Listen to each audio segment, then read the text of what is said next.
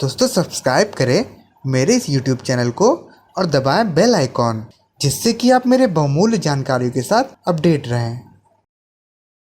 Friends, मैं रोहित श्रीवास्तव, मेरे इस YouTube चैनल पर आपका बहुत बहुत स्वागत है। दोस्तों आज हम बात करेंगे एक ऐसे हथेली और हॉरोस्कोप के बारे में जो कि बहुत ही खास है, क्योंकि दोस्तों इस जातक को मैं पर्सनली जानता हूँ और इस जातक का जो माइंड है वो बिल्कुल एक बड़े निवेशक की तरह है। तो दोस्तों आइए जानते हैं कि और क्या खास बात है इस जातक के पाम और हॉरोस्कोप में। दोस्तों वैसे तो हमने राकेश झुनझुनवाला का कुंडली नहीं देखा है, पर यदि राकेश झुनझुनवाला की कुंडली हमारे पास होती तो हमें कुछ इसी प्रकार का कुंडली देखने को मिलता है। दोस्तों जैसा कि आप इस हथेली को देख सकते हैं, ये एक बहुत ही यूनिक पाम कहलाएगा, क्योंकि ऐसा पाम लाखों में एक होता है जो कि बिल्कुल रेयर होता है। दोस्तों सबसे पहले बात करते हैं इस जातक के हेडलाइन की। तो जैसा कि आप देख सकते हैं, इस जातक का जो हेडलाइन है वो 3 तरफ से निकलकर बन रहा है। एक दोस्तों ऊपर की तरफ और बाकी 2 कुछ इस तरह से। दोस्तों ऐसे हेडलाइन वाले जातक किसी भी बात का विचार कई तरह से करते हैं और फिर उसके बाद निर्णय लेते हैं और फिर उस पर अमल करते हैं।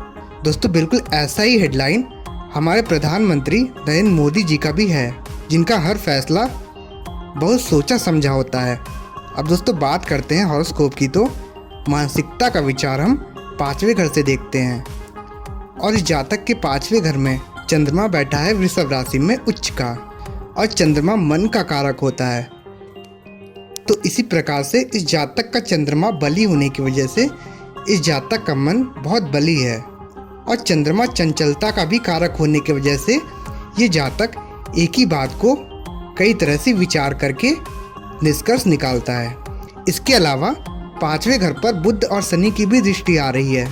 दोस्तों बुध बुद्धि का कारक होता है और शनि का स्वभाव डिसिप्लिन और जजमेंट का होता है। तो यदि इनकी सोच को पूरी तरह से समझा जाए तो ये चंद्रमा चंचलता और कोमलता का कारक है, बुध बुद्धि का कारक है और शनि डिसिप्लिन का कारक है। तो इसका अर्थ ये निकलता है दोस्तों, धैर्य से बहुत जल्दी निर्णय लेने वाला व्यक्तित्व। दोस्तों बात करें बुध रेखा की, तो हथेली पर ये बहुत सारे दिख रहे हैं, कुछ मंगल की तरफ जाते हुए, कुछ सीधा निकलते हुए और कुछ बुध पर्वत की तरफ जाते हुए। दोस्तों इस प्रकार का बुध रेखा यदि किसी जातक की हथेली पर हो तो ऐसे जातक कई तरफ से आय का स्रोत बनाना पसंद करते हैं। इसके अलावा बुध की रेखा जब भी मंगल की तरफ निकलता है तो ऐसे जातक को बहुत सारा प्रॉपर्टी योग बनता है। अब इसी बात को हॉरोस्कोप से समझें। तो जातक का बुध ग्रह दोस्तों लाभ भाव में बुध मंगल की राशि में बैठा है, जो कि प्रॉपर्टी का भी मालिक है, और मंगल लग्न में ही उच्च का बैठा है। तो दोस्तों ऐसे जातकों को प्रॉपर्टी का लाभ या प्रॉपर्टी से लाभ का योग बहुत बनता है। इसके अलावा बुध की 7वीं दृष्टि 5वें घर पर पड़ रही है, जो कि इन्वेस्टमेंट से लाभ दिलाने का काम कर रहा है, या फिर हम कह सकते हैं कि अचानक से धन लाभ कराने का काम कर रहा है। और बुध इस कुंडली में भाग्य का कारक भी है।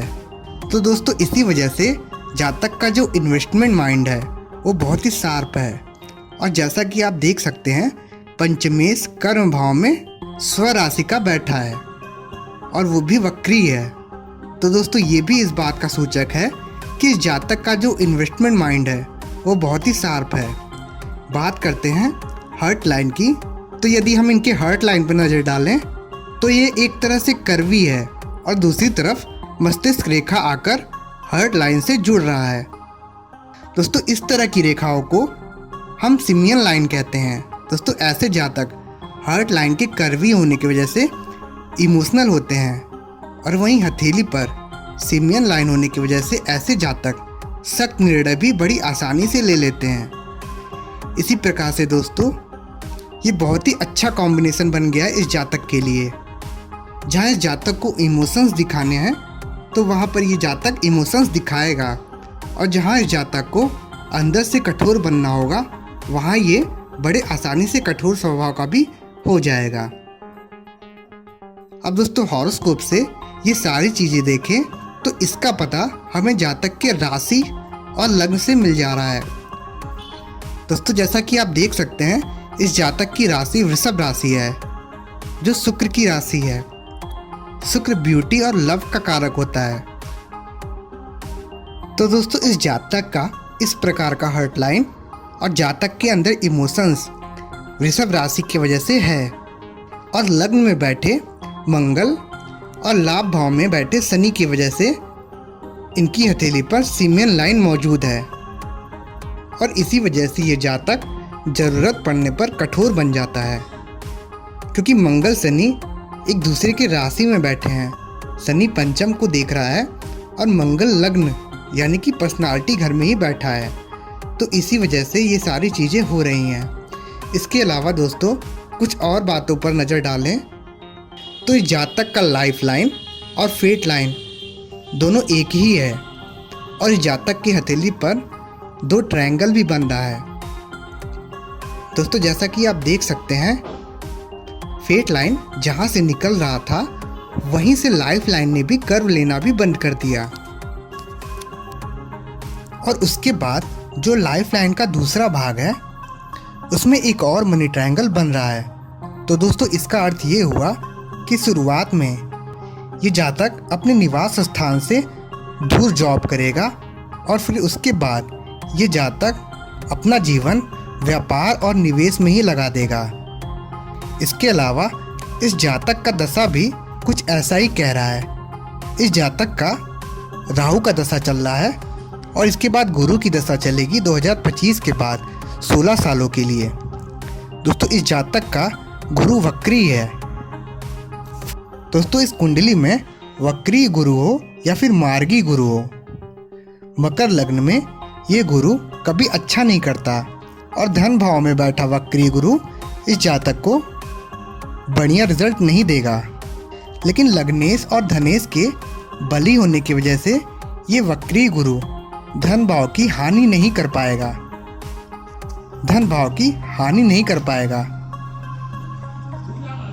तो दोस्तों ये जातक लगभग 37 वर्ष के आयु में अपना जॉब छोड़कर खुद का बिजनेस शुरू कर देगा, क्योंकि गुरु की दृष्टि पंचमेश, षष्ठेश, अष्टमेश, नवमेश और फिर दशमेश पर भी पड़ रही है, जिन घरों के मालिक सूर्य, बुध और शुक्र हैं। दोस्तों शुरुआत में गुरु की अंतर्दशा जब आएगी तो इस जातक के लिए थोड़ी कष्टकारी होगी। लेकिन जैसे ही गुरु में शनि की अंतर्दशा आएगी अचानक से परिवर्तन देखने को मिलेगा। इसके अलावा दोस्तों इस जातक के सूर्य पर्वत पर डबल फिश साइन बन रहा है, जो कि फेम का कारक होता है। इसके अलावा दोस्तों सबसे ज़रूरी बात कि इस जातक के लिटिल फिंगर की शुरुआत बाकी फिंगर्स के बराबर में ही हो रही है और लिटिल फिंगर भी रिंग फिंगर के 3rd फैलेंज तक पहुंच रहा है। दोस्तों ऐसे लोग बौद्धिक कार्यों के लिए बने होते हैं। इनका कम्युनिकेशन स्किल बहुत ही अच्छा होता है और किसी भी बातों का रिप्लाई भी ऐसे लोग बहुत ही क्विकली देते हैं। दोस्तों इस जातक की रुचि धार्मिक कार्यों में बहुत ही ज़्यादा है। दोस्तों इसकी सबसे बड़ी वजह यह है कि इस जातक के 9वें घर में, जो कि धर्म का घर कहा जाता है, उस घर में केतु बैठा हुआ है कन्या राशि में, जो कि बुध की मित्र राशि है। दोस्तों केतु धर्म और मोक्ष का कारक होता है। तो दोस्तों इसी वजह से इस जातक की रुचि धार्मिक कार्यों में बहुत ही ज़्यादा है। तो दोस्तों आज के लिए बस इतना ही। आशा करते हैं आपको हमारा ये पाम और हॉरोस्कोप का एनालिसिस ज़रूर पसंद आया होगा। दोस्तों वीडियो ख़त्म करने से पहले मेरा आपको ये सलाह है कि यदि आप अपने जीवन में आगे होने वाले कुछ घटनाओं के बारे में जानना चाहते हैं तो आप इसके लिए आप किसी भी ज्योतिष से अपनी कुंडली का विश्लेषण कराएं, क्योंकि हथेली से हम किसी भी घटनाओं का डीप एनालिसिस नहीं कर सकते हैं। दोस्तों यदि आप अपने हॉरोस्कोप का और पाम का एनालिसिस हमसे कराना चाहते हैं तो आप हमें इस नंबर पर व्हाट्सएप कर सकते हैं। आप हमें इंस्टाग्राम पर भी इस आईडी से जोड़कर मैसेज कर सकते हैं। तो दोस्तों वीडियो को पूरा देखने के लिए धन्यवाद।